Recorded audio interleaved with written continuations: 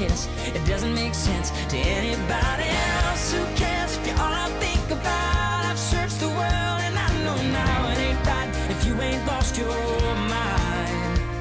Yeah, I don't want easy, I want crazy. Are you with me, baby? Let's be crazy.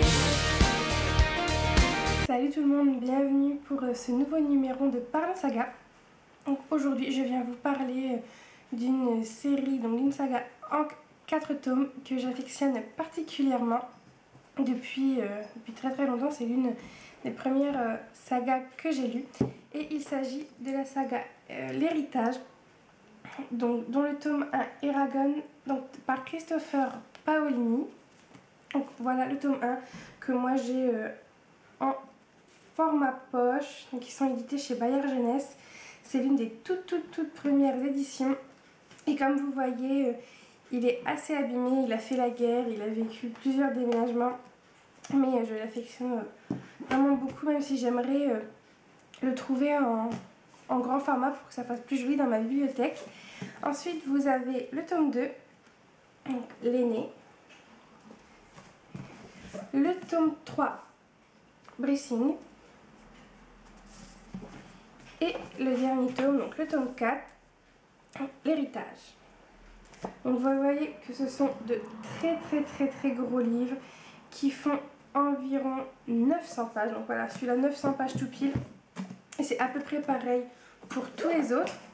Ce sont vraiment de très gros livres, mais qui se dévorent.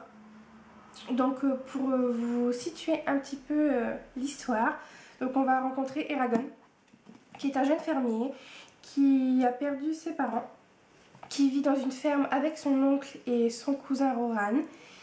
Et donc Eragon est un très bon chasseur. Il chasse pour donc nourrir son oncle et son cousin. C'est un très bon chasseur. Je crois qu'il est archer d'ailleurs. Donc il tire à l'arc. Et Eragon un jour va trouver une espèce de grosse pierre bleue qui brille. Et il va croire que, voilà, que c'est une pierre précieuse ou quelque chose comme ça. Il va essayer de la vendre. Personne ne va jamais vouloir de son gros caillou. Il va donc rentrer chez lui avec ce gros caillou bleu, c'est une grosse pierre bleue. Et pendant la nuit, cet œuf, puisque c'est un œuf, va éclore et il va en sortir un dragon. Donc le dragon que vous voyez là, Saphira. Et de ça, voilà, va s'ensuivre tout plein de péripéties. Donc Eragon va devenir le dragonnier de Saphira. Ils vont apprendre voilà, à s'apprivoiser et va donc s'ensuivre, comme je vous le dis, plein d'aventures. Donc puisque on se trouve là en Alagaësia, on n'a pas vraiment d'époque, mais je dirais qu'on se situe, quand on voit les décors, enfin quand on imagine les décors, on se situe un peu dans un Moyen-Âge, je dirais, à peu près. Donc on se trouve en Alagaësia, l'Alagaësia qui est gouvernée par un roi tyrannique, donc Galbatorix, qui est le seul normalement à posséder un dragon, qui est le seul dragonnier puisqu'il a exterminé tous les autres. Et donc il est tyrannique, il fait vraiment beaucoup de mal à ses populations. Et Eragon va donc voilà, être en danger en tant que nouveau dragonnier. Il va rencontrer Braum, qui est un des personnages que j'aime énormément dans Eragon, tout comme le personnage principal d'Eragon que j'aime vraiment beaucoup, qu'on découvre vraiment très jeune dans le premier tome, un peu chétif. Il sait pas ce qu'il va faire de ce dragon. En plus il a le vertige, mais le dragon vole. Donc voilà, ça donne des situations assez cocasses. Et c'est vraiment parfois très drôle et surtout très touchant. La relation qui lie Eragon et Saphira est très touchante. On voit Eragon grandir au fil des tomes. Le Eragon du tome 1 n'est plus du tout le même Eragon que dans le dernier tome, dans le tome 4. Pareil pour Saphira. Pareil pour le personnage d'Arya aussi, qui est une elfe, si je me trompe pas. Je crois que c'est... Oui, une elfe. Non, si, je sais plus. Bref. Et voilà, donc on va aussi apprendre à découvrir les autres peuples d'Alagaësia. Il y a peuple de nains et un peuple d'elfes. Et c'est vraiment vraiment très très appréciable parce qu'on apprend à découvrir plein de créatures et même des créatures complètement alors dégoûtantes. Je sais plus exactement comment ça s'appelle, les Razak, c'est ça. Ça s'appelle comme ça, ce sont des créatures vraiment horribles. Et on va apprendre voilà, à évoluer dans cet univers un peu en même temps qu'Eragon qui n'était jamais sorti de sa ferme et qui là va découvrir qu'il existe des nains, qu'il existe des dragons, qu'il existe toutes sortes de créatures. Et bon, voilà, c'est vraiment une saga très chère à mon cœur qui est assez vieille. Je sais plus quand est-ce qu'est sorti le tome 1. Est-ce que c'est écrit 2005. Voilà, ça date un petit peu. C'est une saga que j'ai commencé au collège. Le tome 4 est sorti il n'y a pas très longtemps. Il a mis extrêmement longtemps à sortir. Parce qu'en fait, au début, ça devait être une trilogie. Enfin, on entendait beaucoup parler de trilogie, la trilogie de l'héritage. Et au final, il y avait un 4e tome. Et comme vous voyez, je vous l'ai dit, l'auteur s'est lâché. Il est énorme. Ce tome-là est sorti en 2012, si je ne me trompe pas. De toute façon, j'en avais déjà parlé sur la chaîne parce que je bloguais déjà. Et voilà, 2012. Et ce tome, c'est l'accomplissement de toute la saga. C'est juste une petite merveille. Je l'ai savouré, mais en même temps, je l'ai dévoré. J'ai beaucoup aimé tout ce qui se passe à la fin. C'est tellement touchant. J'en ai versé des larmes parce que c'est assez difficile de quitter des personnages qu'on a côtoyés, entre guillemets, plus jeunes. C'est un peu comme... j'ai ressenti dans le dernier tome d'Eragon un pincement au cœur comme j'ai pu le ressentir en lisant le dernier tome de Harry Potter. On grandit avec ces personnages, on a l'habitude en rouvrant un livre de les retrouver. Et quand on les abandonne, parce que c'est terminé, l'histoire est finie, et on a toujours un petit pincement au cœur. Je pense que vous voyez ce que je veux dire. C'est vraiment ce que j'ai ressenti dans ce tome 4. Mais voilà, c'est vraiment une saga qui m'est très chère. Et que j'espère que cette vidéo va vous donner envie ou de la commencer ou de la reprendre si jamais vous avez lu le tome 1 et que vous n'avez pas lu les autres, je sais pas, par peur de la grosseur des livres ou quoi même. Si vous n'avez pas aimé, dites-moi ce qui ne vous a pas plu. C'est toujours un plaisir d'échanger. Mais pour moi, c'est vraiment une saga. C'est comme les Harry Potter, c'est vraiment une saga...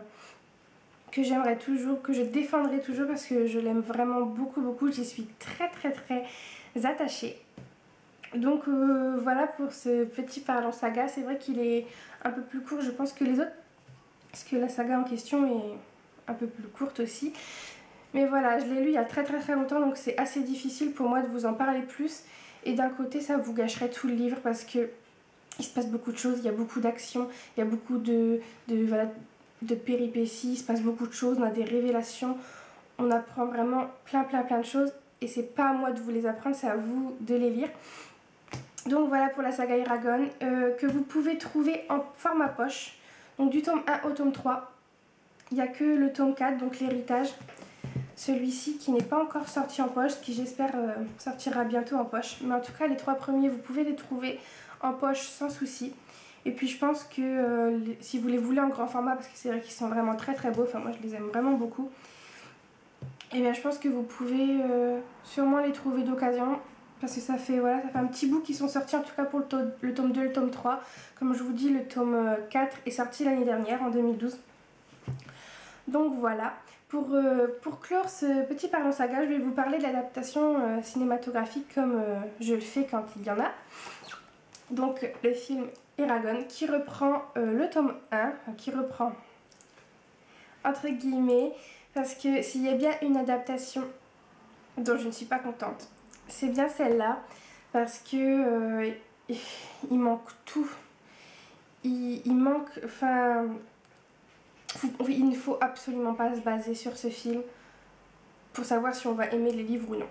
Si vous avez vu le film avant, comme ça peut arriver, et que vous vous dites ah bah non, je vais pas lire les livres parce que c'est plat. Ouais, mais oui, le film est un peu raplapla. Les livres ne le sont pas. Je vous l'assure. Les livres, c'est vraiment, comme je vous l'ai dit, une saga que j'affectionne vraiment beaucoup. Et ce film leur rend pas du tout honneur. La seule chose qui me plaît dans ce film, c'est le personnage d'Eragon, encore une fois, parce que je trouve qu'ils ont bien choisi l'acteur. Pareil pour le personnage de Brom, parce que j'adore Jeremy Irons, donc qui est juste là.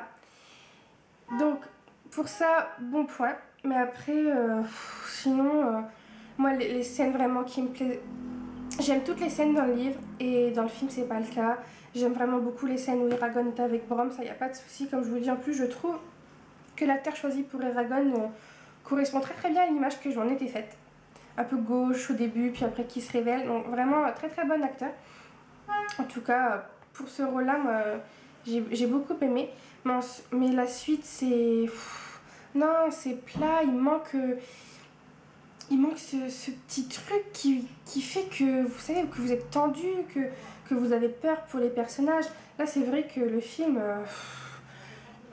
J'étais quand même contente de voir une adaptation, parce que c'est vrai qu'on retrouve un peu ce décor un peu moyenâgeux, vu qu'on ne sait pas trop la Lagasia, voilà, comment se situer. Là, on voit que c'est plutôt une époque moyenâgeuse, il n'y a pas de voiture, on monte à cheval, voilà. Mais oui, c'est vraiment pas un film que je vous recommande de voir. Voilà, si vous ne le voyez pas, c'est vraiment pas grave.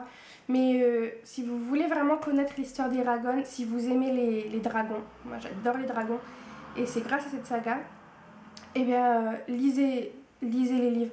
Le film, il est vraiment aléatoire. Regardez-le si jamais vous avez envie de vous faire une idée. Mais voilà, moi c'est pas un film comme les Harry Potter que je peux me repasser mille et mille fois sans m'en lasser. Celui-là, je le regarde de temps en temps quand j'ai envie de retrouver l'esprit des livres et le personnage d'Eragon et Saphira surtout. La dragonne qui est juste géniale, qui en plus apporte une petite pointe d'humour. Elle est extrêmement sarcastique, elle est vraiment très drôle parfois. Mais même si on sent un peu quand même le livre, c'est pas assez, quoi. Ça lui rend vraiment pas justice, ça rend pas justice à l'écriture de Christopher Paolini.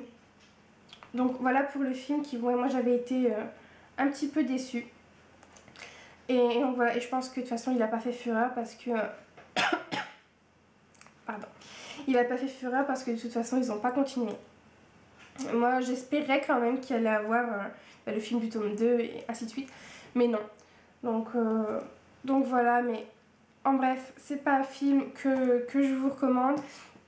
Mais si vous l'avez vu et que du coup vous avez un a priori sur les livres à cause de ce film, mais s'il vous plaît, essayez.